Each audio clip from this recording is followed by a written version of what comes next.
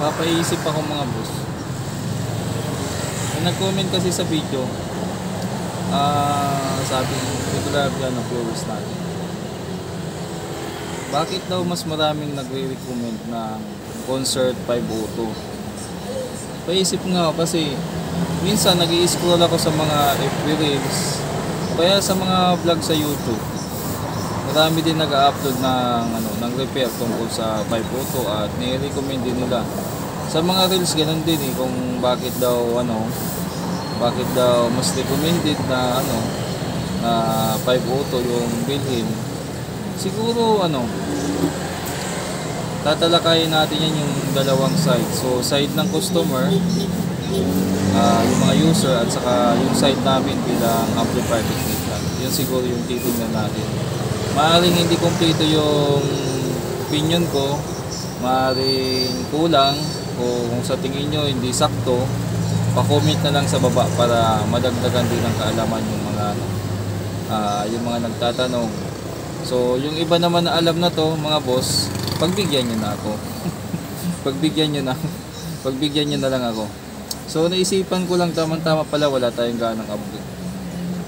Siguro sa customer, pinakakilalang amplifier sa Pilipinas. Sa tingin ko sa personal opinion ko kung sa tingin nyo mas sikat yung ibang brand, pwede naman. Pero pakiramdam ko lang as a amplifier technician, may buto pa rin yung pinakamaraming kumbaga 5-buto pa rin yung amplifier na marami ang gumagamit. Parang ganun siguro. 5-buto kasi matagal na sa market, kumbaga matagal na nag-circulate sa market. Hanggang ngayon andyan pa rin siya. May mga model ng ibang brand or na nawala na, binago na yung ni-remodel na, kumbaga pares pa yung model pero iba na yung laman. May mga ganyan, tapos may mga naglabas na ng mga bagong amplifier, pero yung 5-buto andyan pa rin. So hindi tayo dito nag-uusap yung kung alin yung mas malakas, alin yung mas maganda. Parang mas recommended lang, yun yung pinag-uusapan natin. So wag natin ilihis yung focus lang tayo dun sa pinag-uusapan natin. Nga pala may ginagawa din ako. Ano ba yung ginagawa natin? 5-buto na 5-buto ba to? 5-buto 09. Ayan yun. Hawig din ito yung concert 5-buto. Bali siguro yung pinag-usapan na 5-buto, may batang umiyak sa labas. Siguro yung concert na 5-buto. Meron namang Sakura na 5-buto, may DB Audio na 5-buto, ano pa bang may 5-buto. Ang dami kasi yung mismong model na yan na 5-buto. May iba't ibang brand din yan. Mahaba na naman yun. Ang dami natin paligoy-ligoy ito. Papagalitan naman tayo ng iba. Tumbukin mo na kasi. Ang dami mong sinasabi. Mga galit na naman. Siyempre pinapasarap lang natin mga boss. Siguro sa opinion ko bilang sa user, kasi actually amplifier technician ako pero hindi naman ako madalas magpa-sounds. Nakikita ko lang base sa pictures niya. Madali kasing gamitin yung yung 5-buto, very users friendly. Meron natin 5-buto. Dito pala may 5-buto pala ako sa taas. Natutubusin. Very users friendly yung 5-buto. So kapit ka ng speaker, jack, wala na masyadong napakasimple lang ng napakasimple lang ng pihitan niya. Bukod sa medyo mas mababa yung price, pangmasa yung price niya, napakadaling i-operate. Yun siguro yung At kung pambahay lang naman, hindi ka naman naghahabol na makipagpalakasan sa although para sa akin malakas na rin yung 5-buto. Yung definition ng malakas mga boss iba-iba yan. May iba talaga na naka-power amp na hindi pa nalalakasan, nahihinaan pa yun sa system na. Ako sa 5-buto, para sa akin sa pambahay lang, sapat na yun. May bumbiro, may dumadaan na bumbiro. Tingnan, abangan natin. Ayun, pahagip ng camera.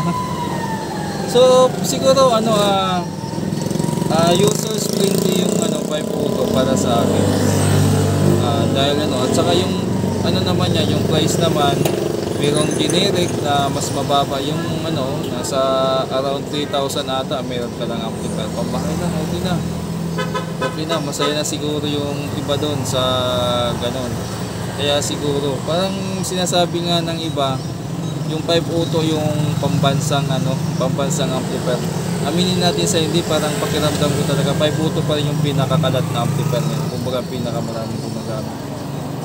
Yun naman, sa side naman ng technician kasi, napakagaan kasi pag medyo familiar ka na sa circuit ng 5 auto at medyo nakarami-rami ka ng repair, napakasarap kasi niyang i-repair. Hindi siya hindi yung tipong yung pwede siguro pag newbie papahirapan, pero pag matagal ka nang gumagawa ng 5 auto, na kasi siya madali nang gawin parang kabisado mo na wala na siyang yung mga nakatagong sira, madali siyang i-repair. Tapos yung mga piyesa naman niya, madaling hagilapin. So hindi ka mo problema maghanap ng piyesa na kahit may masunog pa diyan. Kung mapagawa niyo lang sa tamang technician, magagawa pa niyan. Madali siyang hanapan ng piyesa. Yung siguro yung sa tingin ko na bakit mas ni-recommend ng iba. Actually, hindi naman ako nagre-recommend ng 5 auto, pero pag tinanong ako siguro, isa din yan sa pag-iisipan ko na pwede 5 auto. Pero may topic talaga tayo bago nito. Gagawa ako ng vlog. Tingnan ko mamaya kung medyo kasi inoobserbahan ko yung boses ko. Bali mga boss, hindi pala ako nakaka-vlog. Kumakati kasi yung lalamunan ko pag nagsasalita ako ng matagal. Kaya pakiramdaman ko pag ganito yung vlog na gagawin. So gagawa tayo ng vlog na tips sa pagpili o sa pagbili ng amplifier ngayong 2024. Yan. So dapat gagawin ko yan a week ago pa, hindi lang natuloy kasi yun nga, bukod sa nabubulol tayo, nagka-problema yung lalamunan natin. Siguro yun. So value for money, mas mura yung 5 auto, tapos pambahay lang. Sabihin na natin namumurahin, pero hindi naman katulad ng iba dyan na wala pang isang taon nasisira na. Pero tawag dito, depende case to case basis yun. Pero base lang talaga sa expression. Kung gusto mo ng amplifier na madali lang gamitin at pambahay lang, hindi ka naman masilan sa lakas ng tunog, go for 5 auto ka na. At medyo din, swak din sa bulsa ng mga kahit sino kayang bumili ng na may trabaho. Baka sinabi kahit sino, sagutin na naman tayo sa comment section. Yung mga bata ba kaya mo hindi ganoon, may minuso po. Ibig ko sabihin kahit sinong medyo may kakayan. Hindi katulad dati nung mga maliliit pa kami, mga bata pa. Halimbawa ako, bata pa ako, mga elementary pa. Ang nakakabili lang ng amplifier noon yung may mga kamag-anak na nasa abroad o yung mga galing sa abroad. Ngayon iba na kahit sino, mang trabaho mo, kaya mo nang bumili ng amplifier kahit second hand Siguro yun lang, at saka yung repair nga, madaling ayusin siya. So hindi siya nabubulol na naman. Hindi ka mamumblema kung saan ka magpapagawa kasi kahit saan mong technician dalhin, mataas yung percentage na magagawa siya. Yun lang yung opinion ko dun sa bakit daw mas recommended yung 5 auto. Kung medyo may hindi ako nasabi dahil on the spot lang to, bigla lang nabasa ko tapos ginawa ko ng video, bahala na kayo, saluhin nyo na mga boss. Padugtong na lang dyan sa baba kung ano yung anong mga pakiramdam nyo. Kung hindi nyo man gusto yung 5 auto, sige, comment kayo dyan, wala lang magmura. Okay, peace out, God bless po sa ating lahat.